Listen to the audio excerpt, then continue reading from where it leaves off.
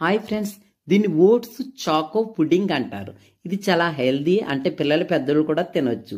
ఇంట్లో చేసుకుని ఇందులో పోషక విలువైనయే చేస్తామండో. ఇంట్లో చేసుకుంటే సమ్మర్ స్టార్ట్ అవుతుంది కనుక ఇలాంటివి తింటే కొంచెం ఇమ్యూనిటీగా బాగుంటారన్నమాట. సో దీనికి చాలా ఈజీ, ఏముంది, అవిసె గింజలు చాలా విలువైనవి. 4 టేబుల్ స్పూన్లు అవిసె గింజలు 4 గ్లాసులకి చెబుతున్నాను నేను. దోరగా అయిపోయి పక్కన పెట్టుకోండి. అలాగే 4 అరటిపళ్ళు కూడా పక్కన పెట్టుకోండి. 1/2 లీటర్ పాలు చిన్న మంట మీద మరగబెట్టి పక్కన పెట్టుకోండి. ఇది చాకో పౌడర్ అంటారు, బయట అమ్ముతారు. 4 టీ స్పూన్లు, నలుగురికి కనుక సరిపోతుంది. 2 ఫుల్ కప్పులు ఓట్స్ పెట్టుకోండి. ఒక దలసరంటి కడాయి తీసుకోండి. చిన్న మంట మీద దలసరంటి కడాయి ఎట్టి చిన్న మంట మీద దోరగా వేపండి ఓట్స్. అప్పుడు ఆ చాకీ ఫుడ్లో తింటే సూపర్ ఫ్లేవర్ వస్తుంది, మంచి టేస్ట్ వస్తుంది. పిల్లలని పెద్దలని తినగలుగుతారు. అలా దోరగా ఎగిన తర్వాత కాసిన పాలు వేసేయండి, మొత్తం వేసేయండి. వేసేసిన అందులో చాకో పౌడర్ కూడా వేసేయండి. అప్పుడు చిన్న మంట మీద ఆగకుండా తిప్పుతూనే ఉండాలి, అది నురగలు వచ్చే వరకు.